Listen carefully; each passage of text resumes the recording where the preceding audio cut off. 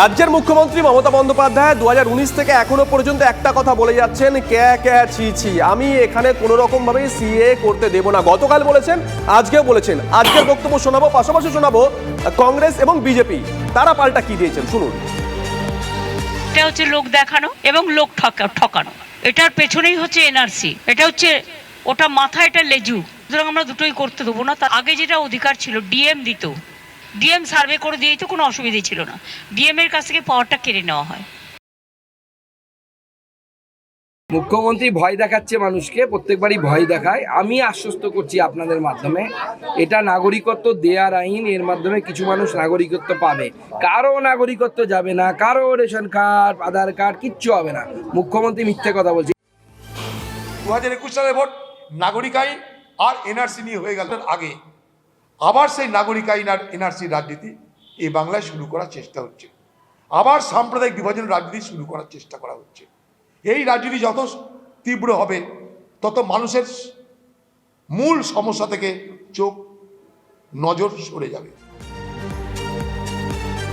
বৈষ্ণবদার কাছে একটু যাই। বৈষ্ণবদা, 3 রাজ্যের মুখ্যমন্ত্রী এমকে স্ট্যালিন, পিনারাই বিজয়ন, মমতা বন্দ্যোপাধ্যায় তারা বলছেন যে তারা সিএ করতে দেবেন না। এটা কি বলা যায় দেশের একটা আইনসভায় পাশ হয়ে গেছে, সত্যি সত্যি আটকানো সম্ভব নাকি জাস্ট রাজনৈতিকভাবে বলতে হয় তাই বলছে? আমি বলছি যে 1955 সালে একটা সিটিজেনশিপ অ্যাক্ট আছে।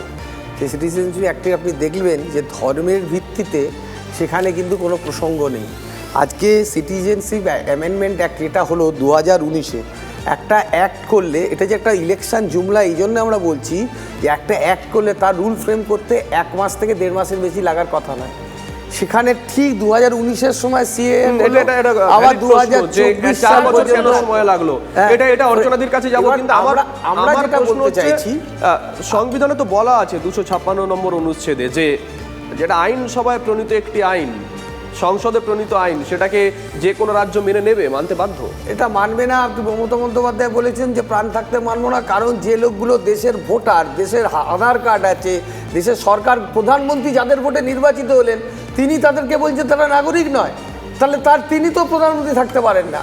আর আমার একটা কথা, যে আবেদনকারী যখন আবেদন করবে, তাহলে তো তাকে প্রথম ডিক্লারেশনে বলতে হবে যে সেই দেশের নাগরিক নয়, সে নাগরিকত্বের জন্য আবেদন করছে না, নাগরিক হয়েও আবার নাগরিকত্বের জন্য আবেদন করবে।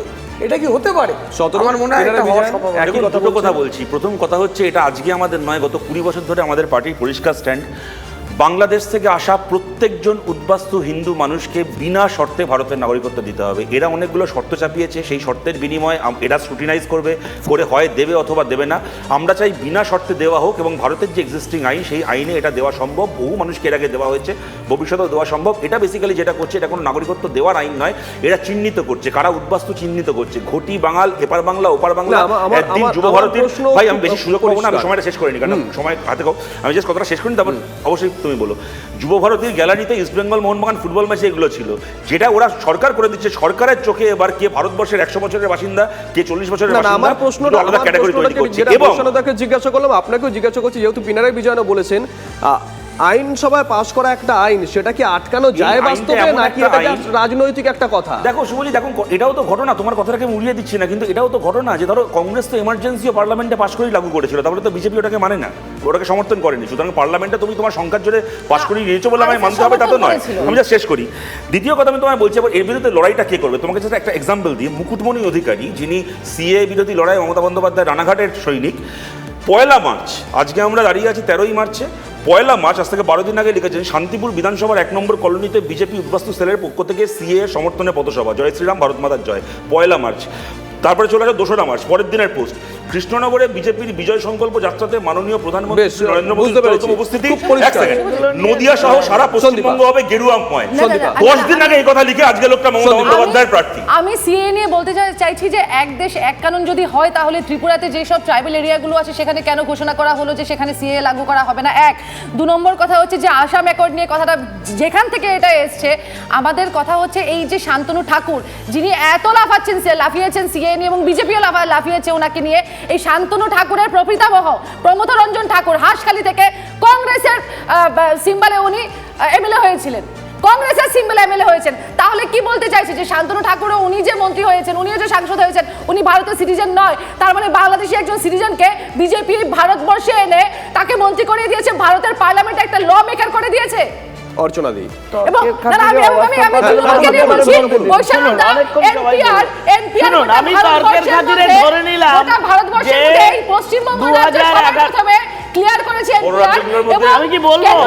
সবার আগে আপনারা বলুন। আপনারা বলছেন ক্যাকে পার্লামেন্টের অর্চনা দি, আপনি বলবেন, কিন্তু একটা প্রশ্ন জাস্ট আমি করে দিই। দেখুন, শুনুন, যেটা আমি কি বলতে পারি? আপনি বলবেন, আপনাকে একটা প্রশ্ন করে দিই, আপনি তারপর বলবেন।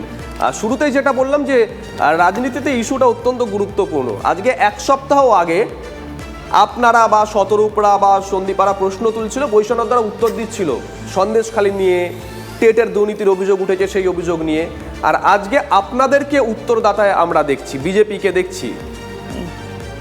অর্চনাদি বলুন। দেখুন, আমি যদি আপনার এই নাগরিকত্ব সংশোধনের দরকার নেই, তাহলে এই যে উদ্বাস্তু আন্দোলন, সেই আন্দোলনের 2010-12-তে দেখবেন ধর্মতলায় বড় মার সভা, সেখানে গৌতম দেব হাজির, সেইখানে তৃণমূল এসবিআই সরকারকে কাগজ দেখাতে বলেছে, এই জন্য সরকার কাগজ দেখাতে বলেছে। আবার কি আপনি বলুন একে একে প্লিজ বলুন। তাহলে এদের এই সাপোর্টটা কি লোক দেখানো বা ভিড় জমানো বা ভোট পাওয়ার জন্য ছিল? এক নাম্বার। 2 নাম্বার, আমি আমার নিজের প্রশ্ন করতে উত্তর দিতে হবে। আমি শুধু ধর্মীয় পারসিকিউশন হয়। উনি যখন আচ্ছা না, আপনি বলেছেন একে একে বলুন। অর্চনা দি, আপনি বলুন। এরকম অসভ্যতা আপনি বলুন, আপনি বলুন প্লিজ। আপনি শুরু করেছেন, আমি তো শুধু প্রশ্ন করছেন, উত্তরটা নিতে হবে, বলুন। উনি থামলে আমি বলবো, আপনি বলুন। বলুন, উনি যদি না থামেন আমি না না বলুন, আপনি বলুন। বলুন রে বাবা। আমি আমার নিজের কথা বলছি। আমি এখানকার নাগরিক। আমি বাংলাদেশ থেকে 1964-এ আমার বাবা 1.5 বছর বয়সে নিয়ে এসেছে। তারপরে আমি নার্সারি থেকে এত পড়াশোনা এখানে করেছি, এখানে ইউপিএসসি ক্লিয়ার করেছি 1986 ব্যাচের ইউনিয়ন পাবলিক সার্ভিস কমিশন পরীক্ষায়। আমার চাকরি, আমার আইডি ভেরিফিকেশনে আমাকে নেয়নি। কেন নেয়নি? কারণ আমি প্লেস অফ বার্থের জায়গায় লিখেছিলাম বাংলাদেশ।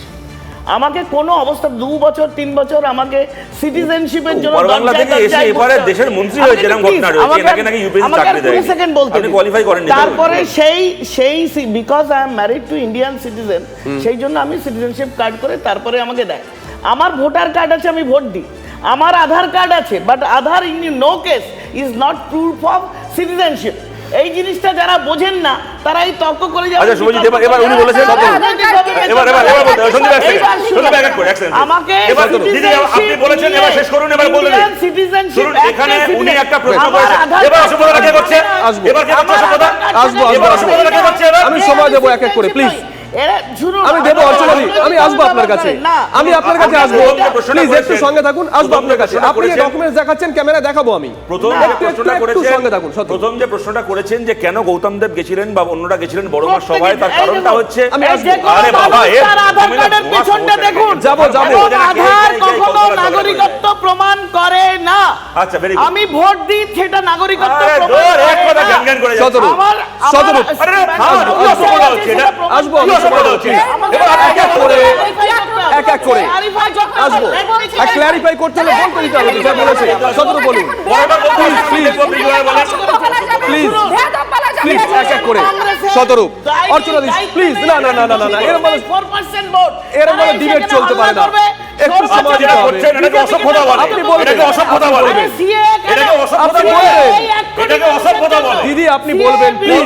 ঝগড়া করার যোগ্যতা নিয়ে স্টুডিওয় আলোচনা। সতেরো এক এক করে প্লিজ প্লিজ। সতেরো শুনুন, কথাটা হচ্ছে আমরা এই কারণে গেছিলাম, তার কারণটা হচ্ছে আমরা মনে করি যারা এসেছিলেন, যারা এসেছেন, যাদেরকে আসতে বাধ্য হয়েছে তাদের এক এক করে অর্চনা দি, এক এক করে প্লিজ। আমি আপনাকে সময় দেবো, আমি সময় দেবো। সতেরো ব্যক্তিগত নয়, আপনি র্যালিতে হাঁটিয়েছেন, সতেরো বলুন।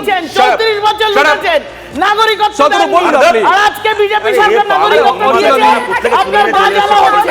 এক মিনিট পাগল উন্মাদ থেকে নিয়ে প্লিজ। সতেরো ব্যক্তিগত নয়, ব্যক্তিগত নয়, বলুন আপনি বলুন, আপনি বলুন, আপনাকে বলতে বলছি আমি। সতেরো এরাই বলবে। দেখুন, কথাটা হচ্ছে আমরা যে কথাটা শুরুতে বললাম, ভোট 2% আইএসএফ এর সঙ্গে জুড়ে 2-4% ভোট নাই। আপনাদের কারোর কথা কিন্তু দর্শকরা শুনতে পাচ্ছে না, না আপনার কথা, না সতেরো কথা, না সন্দীপার কথা। এক এক করে আপনারা বলুন, সেটাই শুনতে হবে। আপনারা এক এক করে বলুন, প্রত্যেককে আমি সমান টাইম দেবো। এক মিনিট, এক মিনিট। ওরা চীনের আইডিয়ালিজম নিয়ে চলে। আরে দৌড় বাবা, আপনি করে নিয়ে চলেন। নিজাম বাড়িতে না, এরকম করে debate হতে পারে না। আমরা শুরুতে যে কথা বলেছিলাম যে আম জনতার জন্য এই আলোচনা, আর যতটা আলোচনা করলাম তাতে হয়তো অনেকটা পৌঁছলো আপনাদের কাছে, কিন্তু বাকিটা নিজেরাই দেখলেন। খবর আরো আছে।